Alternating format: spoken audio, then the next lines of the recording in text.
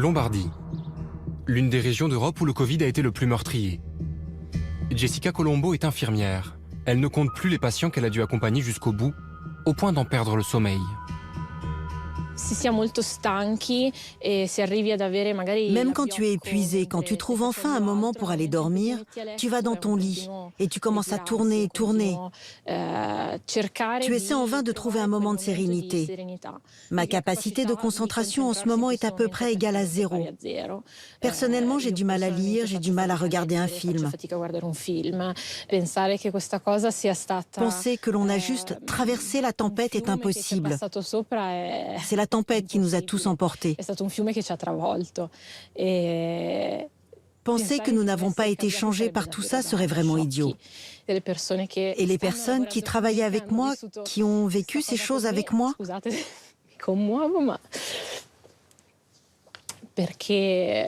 on était une famille.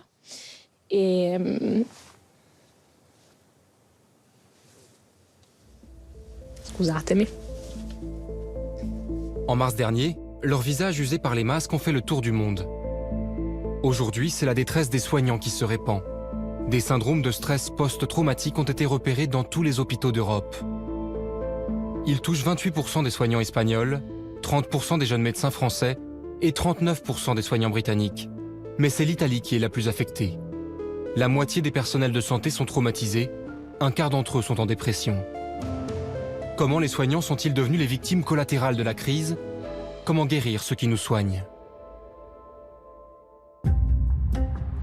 Vignola, dans le nord de l'Italie. Le psychanalyste Maurizio Montanari a déjà traité le stress post-traumatique chez des soldats de retour d'Irak. Aujourd'hui, il retrouve les mêmes symptômes chez certains soignants. Ce sont des gens qui ont dû supporter une quantité de décès à laquelle ils n'étaient pas préparés.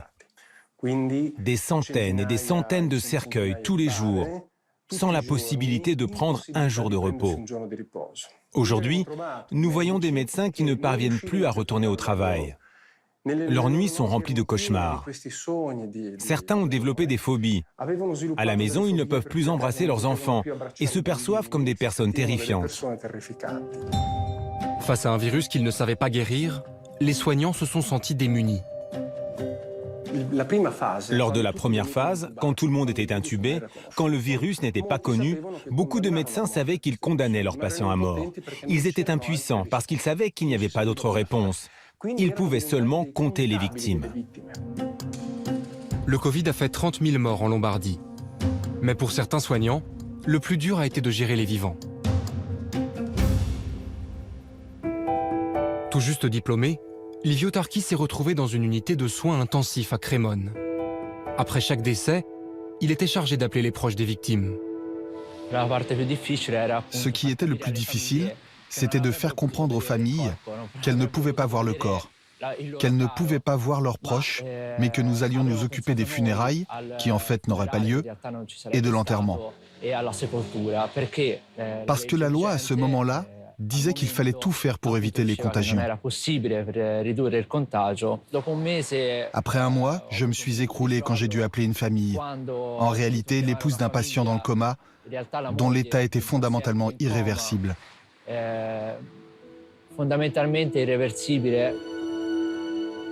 Dans les hôpitaux, les malades sont coupés de leurs proches pour éviter la transmission.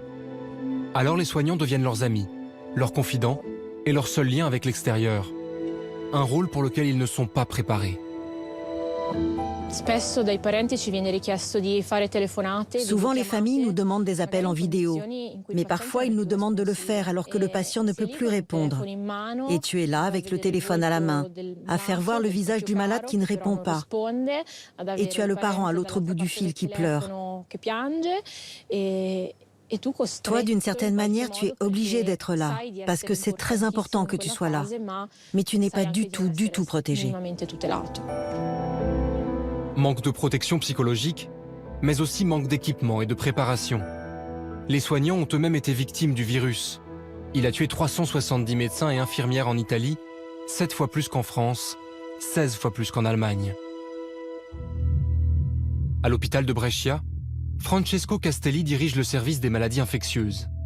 Il a déjà affronté des épidémies de choléra en Afrique, mais pour la première fois, il a travaillé la peur au ventre. Moi, j'ai eu très peur de tomber malade. J'ai eu très peur de mourir. J'ai un âge qui est un âge à risque, et donc oui, j'ai eu peur. J'ai préparé les choses de telle façon que si je devais mourir, tout soit prêt pour ma famille. Depuis un an, il travaille tous les jours, du lundi au dimanche, sans jamais faire de pause. Il faut tenir. Mais jusqu'à quand? Le psychanalyste Mario Perini intervient dans les hôpitaux. Il est inquiet, car la résistance des personnels de santé n'est pas une ressource infinie. Quand arrive une situation d'urgence, une glande appelée surrénale sécrète de l'adrénaline et nous permet de résister avec force face aux problèmes. À long terme, cependant, l'adrénaline s'arrête. Et alors, une autre hormone est sécrétée. C'est le cortisol, l'hormone du stress. L'organisme commence à céder, il n'y arrive plus. Il est fatigué, en colère, déprimé. 37 000 médecins ont déjà prévu de quitter les hôpitaux publics d'ici 2023. Plus désespérés, d'autres ont décidé de se donner la mort. 7 soignants se sont suicidés depuis le début de l'épidémie, sans compter les nombreuses tentatives. Comment soigner ces blessures? Les hôpitaux ont mis en place des lignes d'écoute. Mario Perini y a participé. Mais souvent, les soignants n'appellent pas, car la maladie est un tabou. Un soignant se met difficilement dans le rôle du patient. Il a des difficultés, comme si c'était une menace à son identité, comme si c'était une honte ou un signe de faiblesse. Il dit « Moi, je suis le soignant. Ceux qui ont besoin d'être soignés, ce sont eux. Vous voulez me soigner? Moi? Mais ça ne va pas. Si vous voulez m'aider, donnez-moi plus de temps. Donnez-moi plus d'infirmières. Donnez-moi des masques, des respirateurs artificiels, des dispositifs, des lits supplémentaires. C'est ça que je veux. » Dans les hôpitaux italiens, un dicton latin invite les docteurs à se soigner eux-mêmes. Et parfois, c'est ce qu'ils font, quitte à mettre leur santé en danger. À Vérone, le docteur Lugo Boni dirige un centre de lutte contre la dépendance.